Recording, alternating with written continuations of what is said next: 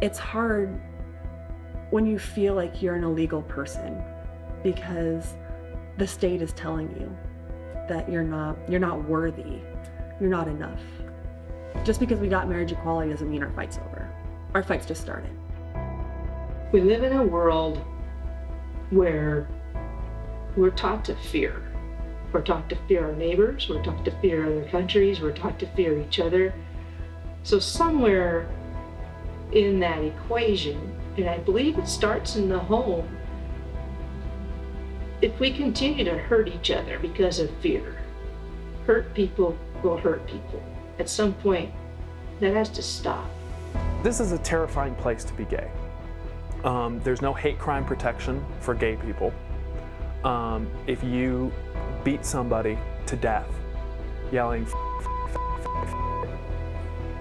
it's not a hate crime.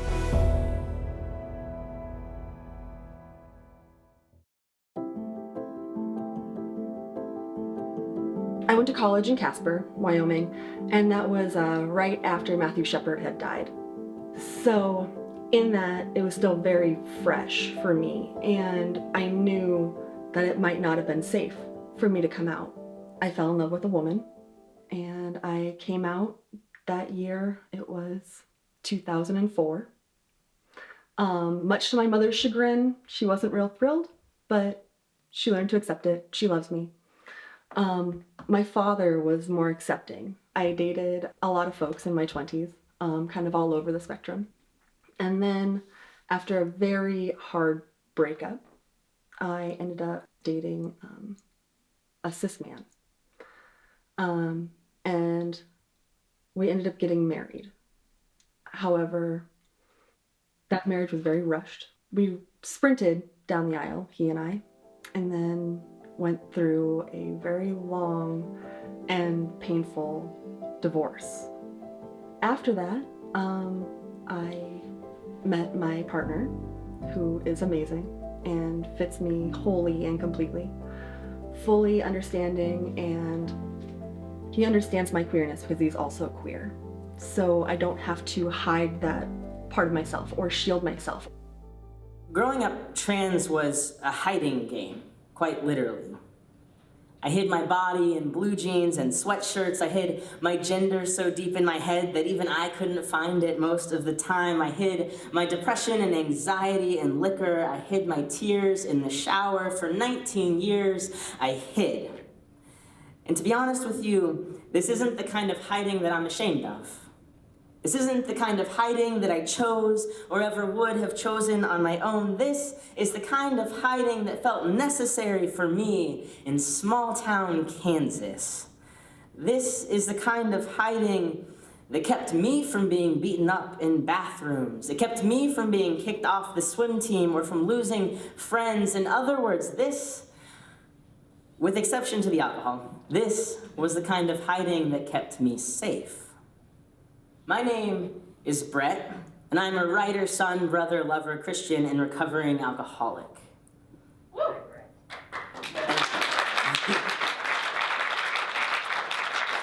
Thank you. Asking what transitioning means is a really hard question because it means something completely different to pretty much everyone. For me, transitioning means that I've been on hormone replacement therapy for a while, so I take testosterone shots every week. I've had top surgery, which is essentially a double mastectomy. I dress in a masculine sort of fashion. When we talk about transitioning, we sort of want to think about the medical stuff right away, when in reality that's something that comes later for a lot of people, or not at all for a lot of people too. There's really a cost barrier on that, and not everybody wants that. Like, for example, a lot of people think that you need to have bottom surgery to be sort of fully transitioned, or, to be fully trans or whatever. And I don't. There's no such thing as trans enough to me. I haven't had bottom surgery. I don't want bottom surgery. I don't ever plan on having bottom surgery.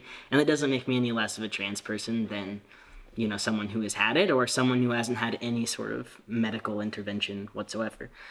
And it came at a rough time in my life when I sort of figured this out. The summer prior, I had actually attempted suicide, and I was sort of just coming out of that. And I realized that if I didn't move forward as Brett, I just wasn't really gonna live anymore. Like, and I didn't know if that was sort of an active thing on my part, like I wasn't going to let myself live, or if like moving through every day as I was just wasn't really living, and I knew that. From kindergarten to about second grade, I got called a girl. And from second grade on, the word gay started getting thrown around. And now, at that age, none of us knew what gay was. We just knew that it was a bad thing. When Joe was a teenager, he started to become more reserved, quiet, still had an opinion about everything. And he talked about how hard it was at school because of the harassment he received. He was at some point suicidal, but he was also a very loving, caring young man. As a gay kid, you spend your days terrified that your parents are going to find out and that they're going to not love you after that, even if they're the most supportive parent in the world. I had spent months trying to decide how to tell my mom. And finally, we're just driving around one day and I'm getting up the courage, and finally I just go, Mom, I need to tell you something. And she goes, yeah, what's up? And I said, Mom, I'm gay. And there wasn't even a pause or a thought. She goes, Joe, I've known since you were 2. I think I was 8 years old when I heard about Matthew Shepard. And it scared me because it was a state away from me. And I didn't know what gay was at the time, but I told myself at 8 years old that if I was ever gay, I wasn't going to tell anybody because I didn't want that to happen to me.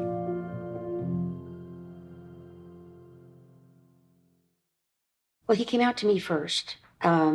He was 18. He was a freshman in college. He called me. We were living in Saudi Arabia at the time. I answered the phone and he said, Mom, there's something I need to tell you. I am gay. And I said, what took you so long to tell me? And there was this pause at the other end. And he said, I don't get it. How did you know before I knew? And I said, they tell me it's a mom thing. He's still my son. Nothing changed. But I think no grandkids. And then I realized how selfish. You still have your sons, both of them. Look at how many families have lost a child through car accidents or military service or health issues. They're gone. And I can still make memories with Matt. All we knew was Matt was our son, and we were there to support him, encourage him, and do whatever we could to make him have a happy, successful life without knowing all the issues and all the lack of equality and all the discrimination and everything else, and the fear and the brutality towards the gay community by everybody. We didn't know anything about that. We're just old country bumpkins. What made me mad about the whole thing was I caught him smoking. Found out I was so mad about him being a smoker. I could care if he was gay or straight or a Martian, or I don't care. But he was smoking. That really upset me. We'll never really know what happened that night, how they got Matt to leave with him. We were only going by what their statements, confessions said. So he left with them in Aaron McKinney's father's pickup. Russell Henderson was driving. Aaron was on the passenger side and Matt was in the middle. And they had left the bar and immediately robbed him, and he immediately handed over his wallet, which they said in their statements is what happened. But Aaron continued to attack Matt, hit him with his fists, and then he hit him with the butt of a gun several times while they were still in the truck. So they drove down this road and pulled Matt out of the car. Aaron told Russell to get this, actually it was a clothesline rope, more like string, twine, and tie Matt to this buck and rail fence. And they tied him to the bottom part of the fence. And they continued to beat Matt, Aaron did, swinging this .357 Magnum like a baseball bat, holding on to the barrel and hitting Matt with the butt, the handle, the grip. And he hit Matt along the head between 18 and 20 times, the coroner said, fracturing his skull 4 times. And the final blow came behind his right ear, right here. They took Matt's shoes and his bank card and left Matt tied to the fence.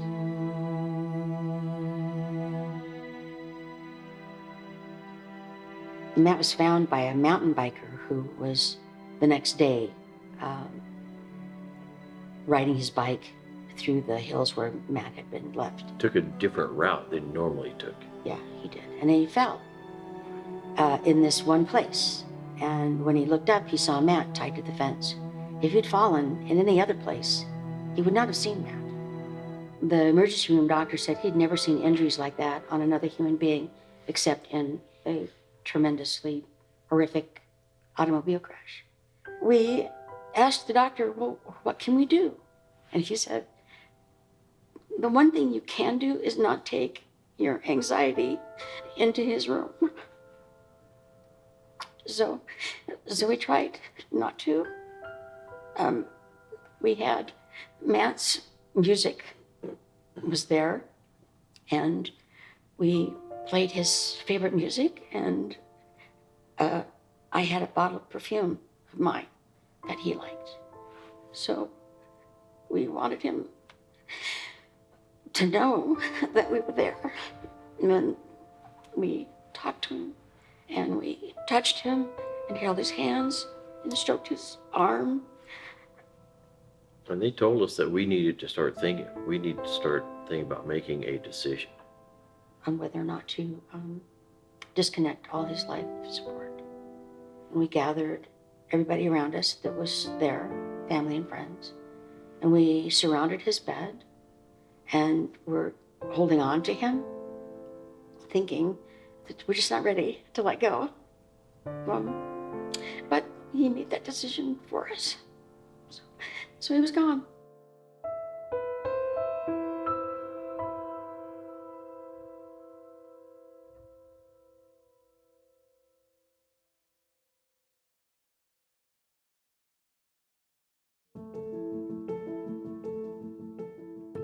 I knew I was different from the time I was a little kid. I heard the term queer, I heard the term homo, I heard the term gay, I heard the term lesbian, and I heard the term it. I didn't really understand those terms, so I would look them up in the dictionary, and I didn't like the definitions of them in the dictionary that was in the high school at that time, so I told myself I wasn't like that because all the definitions contained the word pervert, and to me pervert was associated with somebody that did bad things to little kids, and I wasn't that. Growing up in the area I grew up in, that's just not a term that anybody heard. In fact, I didn't even know there were gay people. I didn't know any gay people. I didn't know any lesbians. Anybody that was different in high school, they were called those names, and then those people would leave, and we never saw them again. And it just never occurred to me that a girl could date a girl, because in my mind, I thought, well, because I didn't talk about it to anybody, the way I thought about it was, I just figured all girls like girls, they just dated boys and got married to have kids and have family. That's what I thought. That's truly what I thought. I thought all girls felt that way, the way I did, and just dated boys because that's what girls are supposed to do, is eventually get married and have kids and help on the farm. That was my experience. Pretty narrow experience. Well, when I came out to my parents, I did it in stages. I came out to my mom on the way to my mother-daughter banquet at church. My mom said, well, I kind of suspected. And we kind of left it at that. When I came out to my dad, my mom also asked me, please don't tell your father, it'll really hurt him. Well, I want to live my life honestly, and I couldn't have one parent knowing and the other not knowing, so I told my dad, we went hunting together. I used to hunt quite a bit with my dad and my grandfather, and it was just me and my dad and I at that time, and we were on the way back from our hunt, and I said, Dad, I need to tell you something. And he says, okay. And I said, I'm pretty sure I'm gay. He said, yeah. He says, I wanted to sit down with you and your mother when you were in high school and talk about that, but your mother didn't want to. And I was like, I've spent all this time and energy worrying about getting kicked out, getting disowned, getting whatever ramifications that people who come out to their parents may get. And I've had friends that were disowned by their families when they came out to them. And I had friends who were told never to come back. Yeah, one time we was been deer hunting or whatever. We was going down the highway and picked up. She says, "Hey, Daddy, I'm gay," and I says, "Lesbian, whatever." And I said, "Well, I knew that. I mean, no big surprise. I mean, but she told me outright, but I had it figured out." You're much more astute than I am, Carol. The hormones weren't kicking in at a normal thing for little girls and little boys when they reach the 12, 13, 14-year-old age, you know. They just weren't kicking in the right direction. Right direction? Well, The expected direction. the wrong direction, right direction, middle of the road direction, whatever happens, whatever the body tells you to be. Mm-hmm. We didn't care if we had grandchildren or not. We just wanted our children to succeed at something, you know. Be happy. And where you can grow up and provide a living for yourself and live in a comfortable lifestyle. Be a responsible citizen. That's, that was probably our greatest dreams for the kids.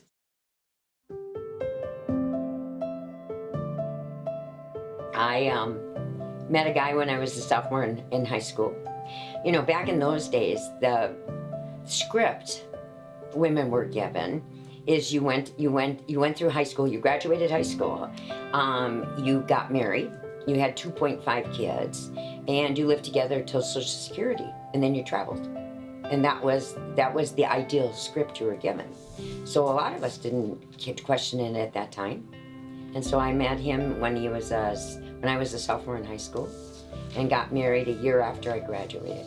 I was born in Alexandria, Louisiana. I lived there until I got out of high school. It was a small town. I had wanted to do some things, different colleges, but my dad wouldn't go for it. So I met somebody, married him, moved away, and that's pretty simple. I knew from the time that I got married and we moved to New York that I had made the biggest mistake of my life. And I lived that mistake for 19 years. We've been together for 27 years, and we didn't really talk about marriage until recently. Well, when in September of 2013, Edie Windsor won at the Supreme Court level, and it knocked down the Defense of Marriage Act, which opened up the federal protections for people who got married in a state where it was legal. We still didn't know how that was going to apply to us because we live in South Dakota. So in February, President Obama came out with an executive order that said, if you get married in a state where it's legal, you get to carry those federal protections with you back to the state you live in. So that solved that half of marriage for us, the federal level. So one day I called up Nancy Rosenbraun, who is a dear friend, one of the bravest human beings I've ever met. And I called Nancy up and I said, "Nancy, I want to ask you a favor." And she goes, "Oh no." And I said, "Nancy, we've got to sue for marriage equality." She said, "Oh no." And I said, "Nancy, I think it needs to be you and Jenny." And she said, "I was wondering how long it was going to take you to figure that out." She knew I was going to call her and ask her that. Other couples have to consider before they step out in a lawsuit like this, because South Dakota has no protections for employment, nor do they have protections for housing. And so if a couple joins this suit, they are truly out of the closet. We truly became public figures.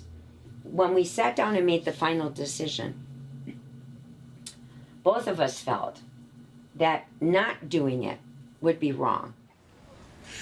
You see families with grandchildren, families with no kids, families with one newborn just getting started together.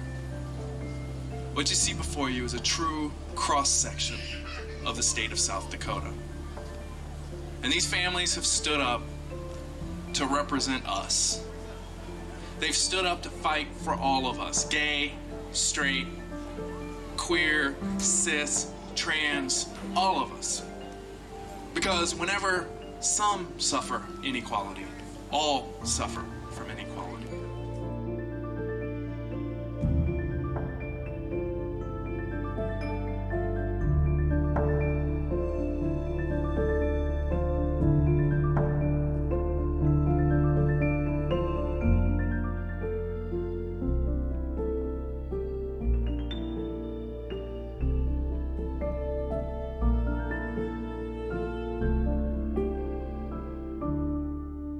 We set the date for the wedding. It was done at the Community of Christ Church in Minneapolis. The mayor, Betsy Hodges from Minneapolis, married us. We celebrate your love. We celebrate your lives. We celebrate the stand you took. And together we say, your marriages count. Yes. And they count in South Dakota. Yes. And they count for us. And they count in the history of the United States. And thank you. And we love you. Yeah.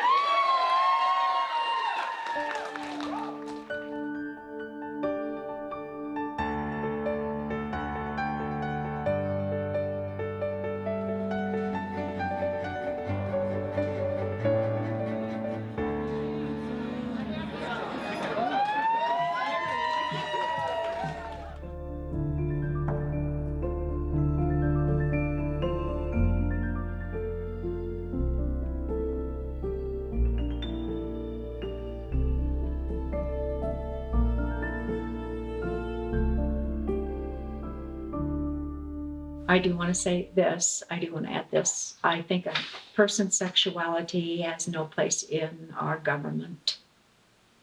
But no, they get so involved in things that do not have a relationship to the general welfare of the public. Yes. I mean, yes. To lose track of what their elected officials are supposed to be doing. Here's the thing, I don't care what anybody does behind their bedroom door. I don't care what you and your husband do behind your bedroom door. What we do behind our bedroom door, that's your business. I mean, goodness, get a grip on yourself. You know, you're not going to control everything, and you're not going to control people's sex lives.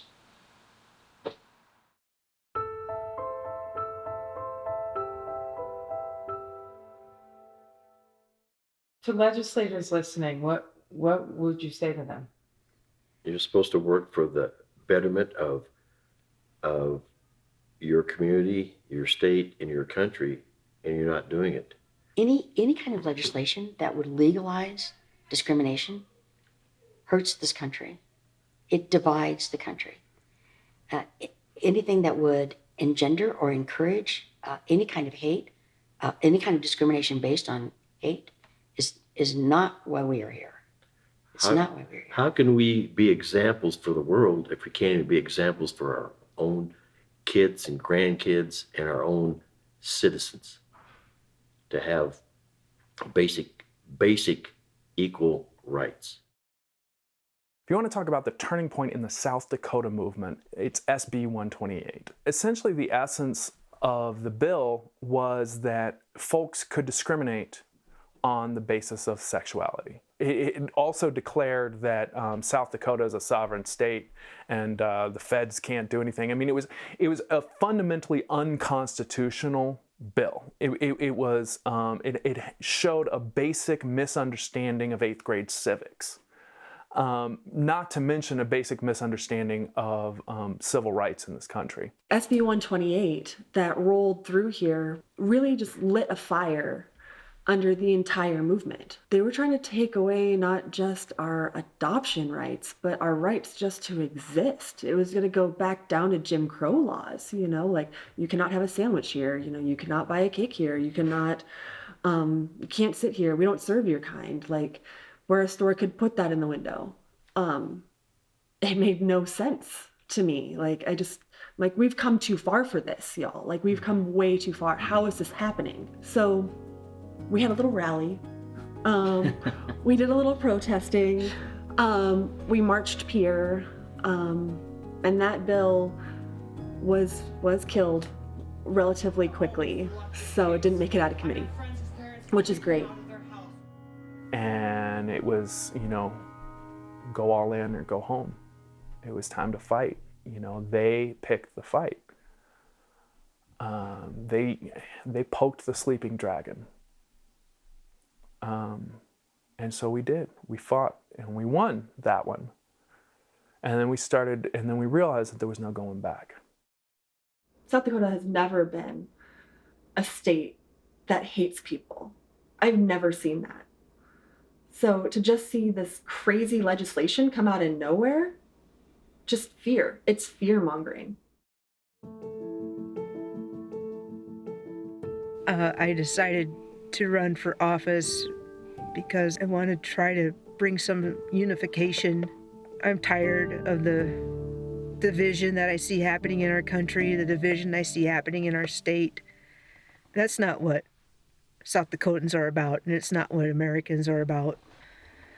My biggest challenge in the last year and a half is still me and how I perceive myself at times, and this running for office has been a challenge. It forces me to be really outside of my comfort zone. It forces me to talk with people that I normally probably wouldn't talk with. It forces me to listen to other ideas daily. And I since my dad died, there's a bit of a challenge in there regarding grief. But I think he'd be proud of me for stepping it up and at least getting into the ring, so to speak. I think he'd be shocked a little bit too. I work in Sturgis, I live in Sturgis, I've been there about 7 years. And what I've learned living in northeast Nebraska and western South Dakota is I'm a little bit too liberal to be a great conservative. So either way, puts me in the middle. And I believe that if we all sit down together, regardless of party affiliation, and we start looking at what we have in common, we can do really good things for everyone. So thank you again for being here today, and thank you for this opportunity.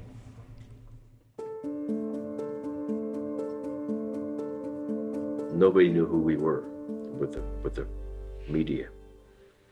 So prior to Matt's services, we had a PR event. The intention was to go out there and thank the media for basically leaving us alone so we could take care of Matt, and then we could get with family and friends and mourn him. We had the press conference, and then we go over to the church to go in. And everybody who had tickets had to go in through the alley, the back door, into the church. Through the kitchen, because you couldn't get in the front door because there were protesters.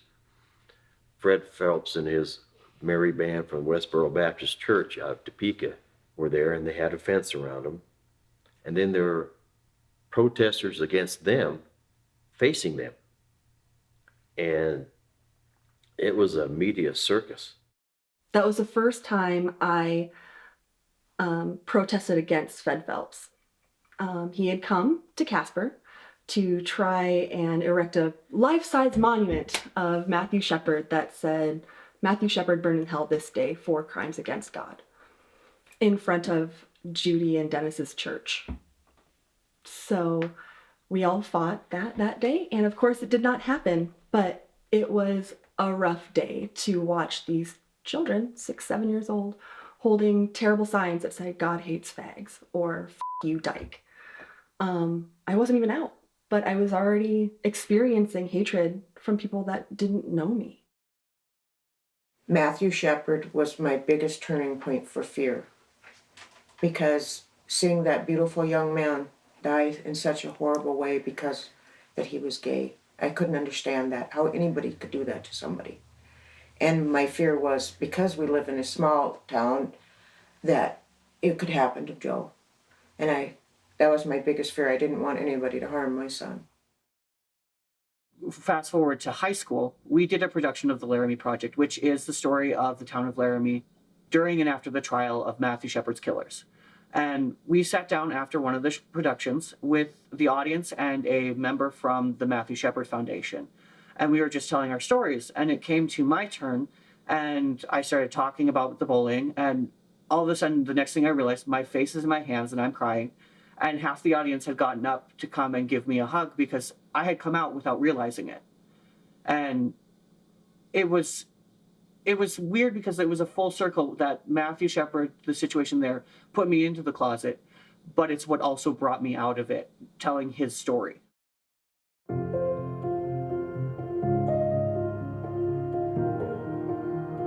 I spent a lot of years trying to pray away the gay. A lot of years. A lot of years praying for God to make me, quote unquote, normal. When I realized that God probably wasn't going to make me normal in the sense of heterosexual, I really turned my back to religion. I kind of turned my back to God. I didn't believe that God was for me, because if I was going to go to hell, then I wasn't just going to go to hell for doing what God wanted. And I really started drinking heavily about that time. Because I thought, well, if I'm going to go to hell, I just won't earn my way there. So I spent a lot of years using alcohol, and a couple of years ago I decided that enough was enough, and I started going to a 12-step program. And I haven't had to use alcohol now for a couple of years, and I'm really grateful for that. Yeah, religion was a huge deal in my family. My grandpa's a United Methodist pastor, so I grew up in the church from the very beginning, and not even just because my family, just kind of naturally took me there, but I loved it there. I'm in the process of becoming a licensed local pastor in the United Methodist Church. We have to remain on the side of justice, on the side of God or our higher power, on the side of life and love. We have to speak that truth now. So people always ask me if I feel like I'm challenging God's plan simply by existing as a trans person.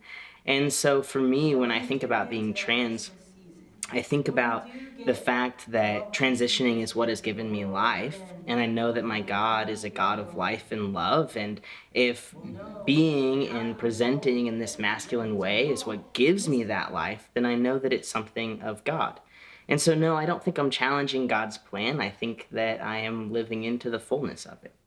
I know there are people out there that don't want to have someone like me walking around on the earth.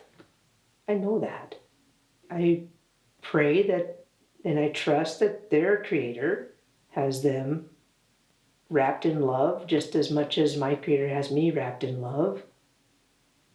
And I just really feel that there's enough fear and anger in the world, and it's time for more love, compassion, and empathy. So I'm not asking you to give up your religion. I'm not asking you to stop being Catholic or Mormon or Baptist or evangelical or non-denominational or whoever it is that you think you are. I'm not asking you to give up your Bible. What I am asking you to give up is the power of the state to enforce your religion. I'm asking you to actually believe in that First Amendment that you like to wave around so much. I'm asking you to actually understand what the Constitution means and stand behind it. That's what I want. To the queer people who have lost their church, either because they've been thrown out or because they've felt that they needed to leave, I would just remind them that the church, that organized religion, is not God. And whether you have a place in a building or not, it doesn't change the fact that every single one of us has a place with God, and that God is always arms open wide, ready to love us and to welcome us in. The last 15 or 20 years have just been remarkable for the various trans communities around the country in terms of visibility, in terms of building political power, in terms of getting policy changed. But ultimately, the questions are still the same. They're about acceptance. They're about public safety. They're about access to healthcare. And they're about economic marginalization, ways in which trans people are pushed to the margins of society and discriminated against in employment and housing and really across the board.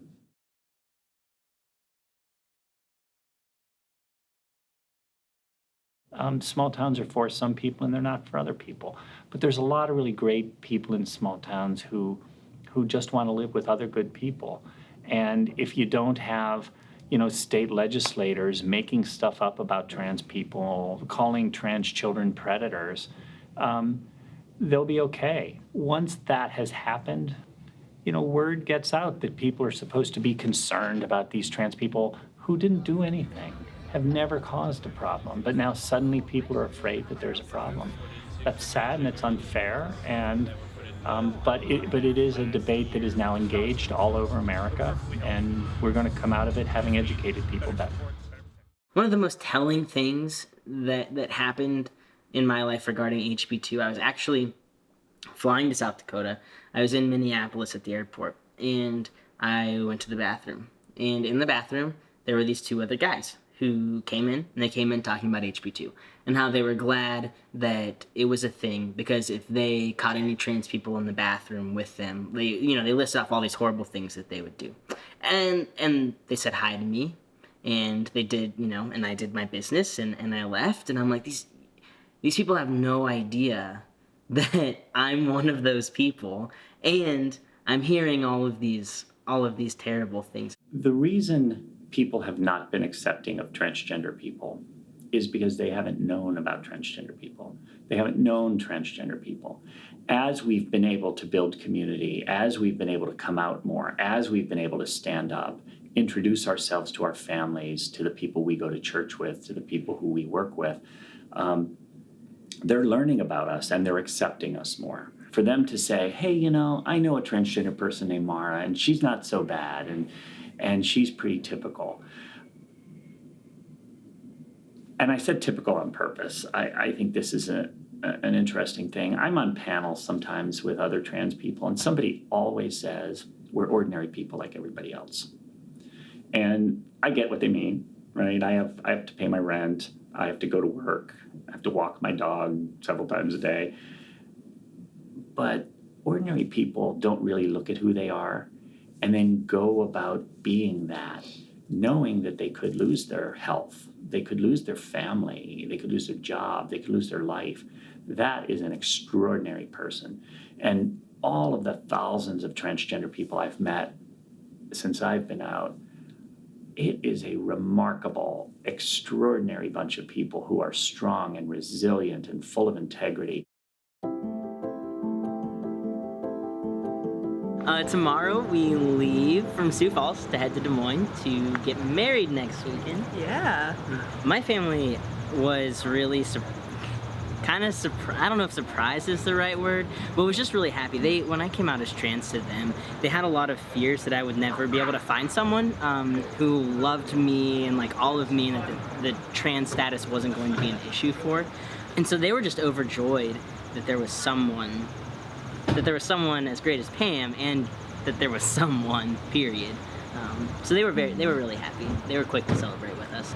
No, I didn't have any trepidations about his trans status. I had dated another trans man prior. So I'm very queer. It's all about hearts and not parts for me. So I can generally be attracted to most people depending on what's going on between their ears or in their chest.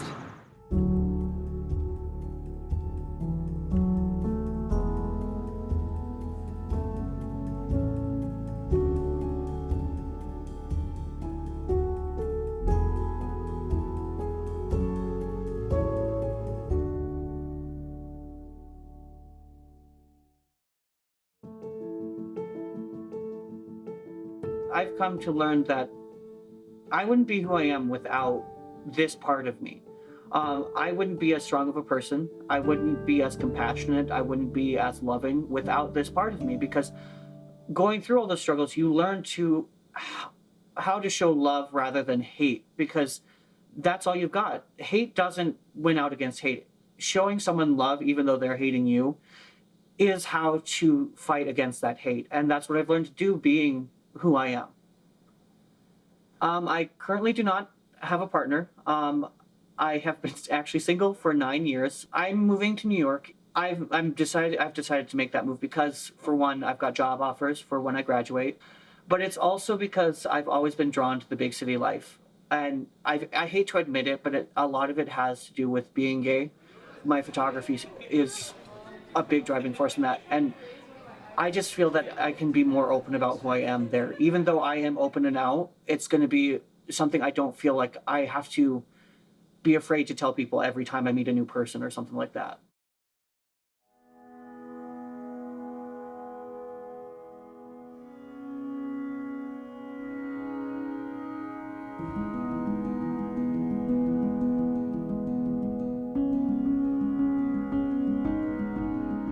You want the positive ruling. You want the ruling in your favor. But in the back of your minds, I think you know that it could go the other way, you know, especially South Dakota.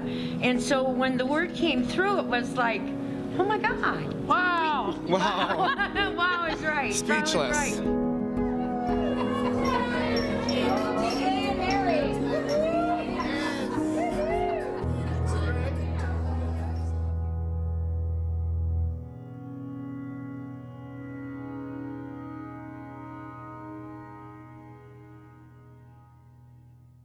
And so you asked me, does marriage move the needle? Yes, it does.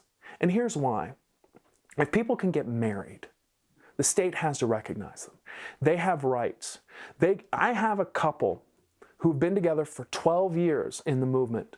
They told me they have never once held hands in public until that rally for SB 128. Two men who've been together for 12 or 15 years never held hands in public until we started doing this. Marriage makes a difference because it makes them into families. Marriage moves the needle also because it invites the conversations. In a place like South Dakota, marriage moves the needle, but it's not the end of the game.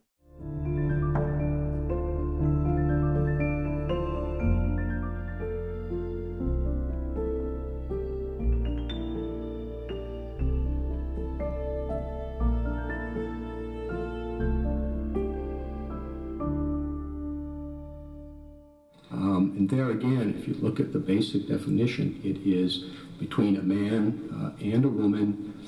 It does not always say between a man and a woman in which the woman is subordinate in legal respects.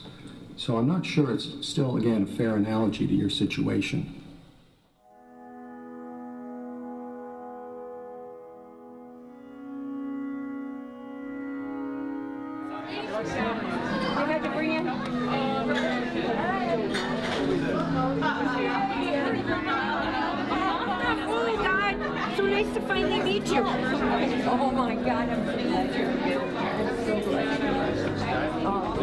It says, generations of men and women, oh dear. Okay, I gotta get through, okay. Generations of men and women risked their safety and their livelihoods, dedicated their labor and their honor, sacrificed their privacy and their peace of mind to achieve this victory.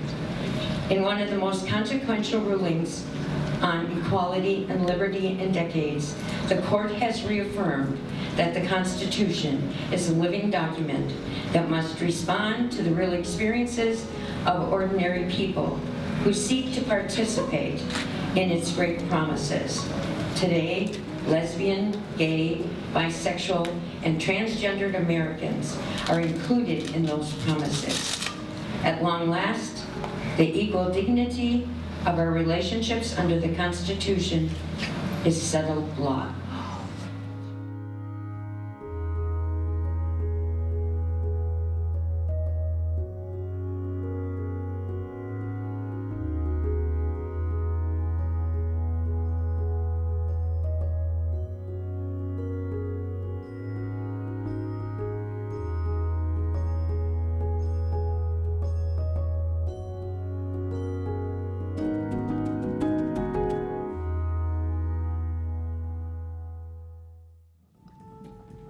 And as we turn to the east, we are reminded that today is the dawning of a new day, the continuance of a promise that was made to all of us.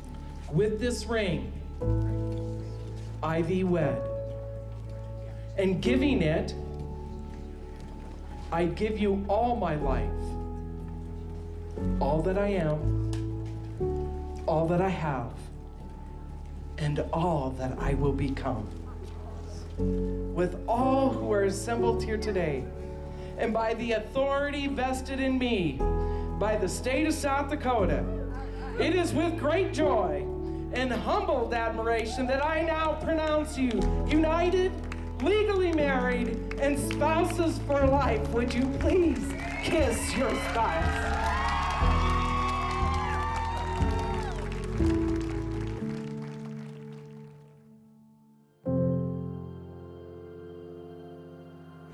What I love the most about New York is the fact that anything is possible here. That I can do or be whoever I want to be here. And it's with my photography, that's with my love life, that's with any innumerable things. I've seen couples on the subway and stuff showing affection to each other, but my favorite thing I've seen has been two fathers together with their children, because that's something that I want probably more than anything, is to have a family and kids.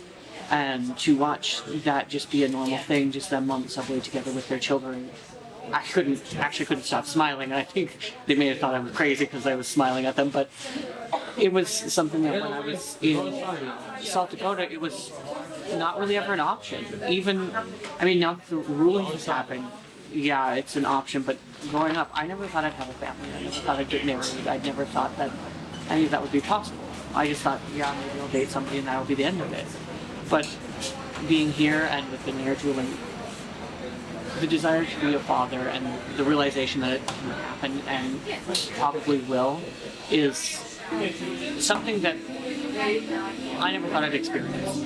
And I am excited to see where that goes.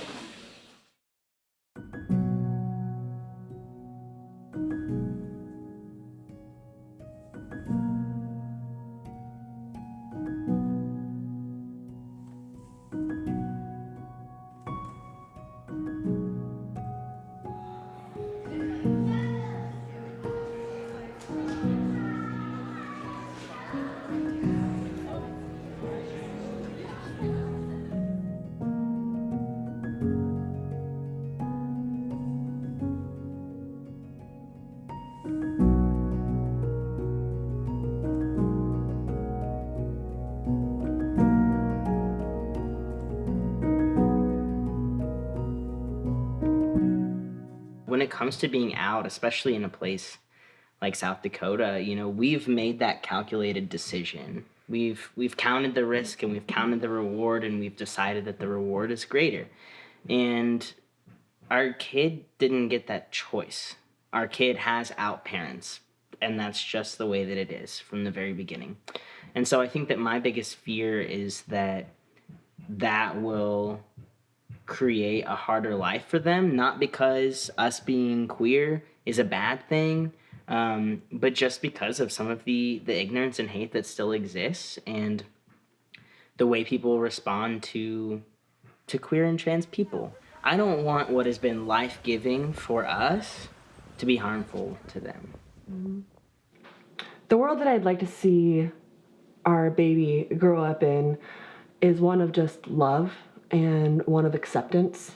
One in which she could be her very own person and become exactly who she is supposed to be without judgment or fear.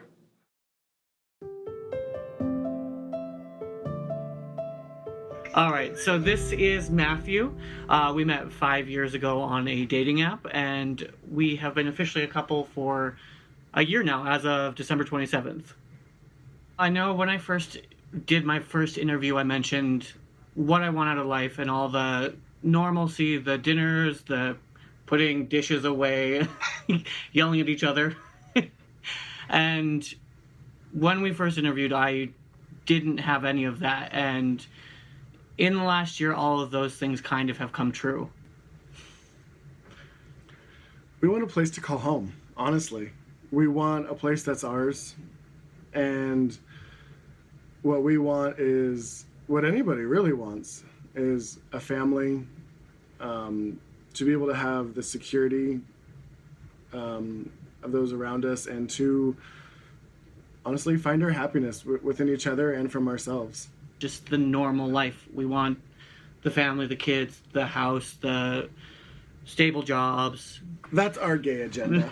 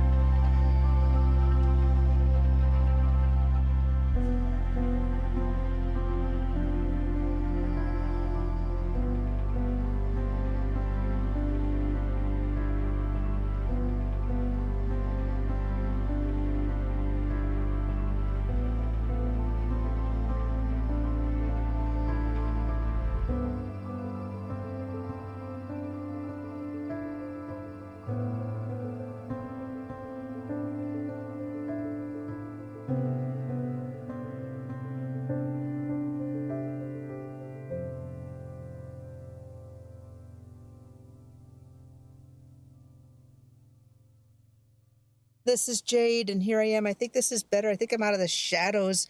You can see some traffic in the background here. It is Election Day, November the 6th, 2018, here in South Dakota. Voters going to the polls today. Some have already voted early. How do I feel today? I am freaking nervous, and I'm excited too. Yeah, I'm nervous. So here we go. The voters will decide.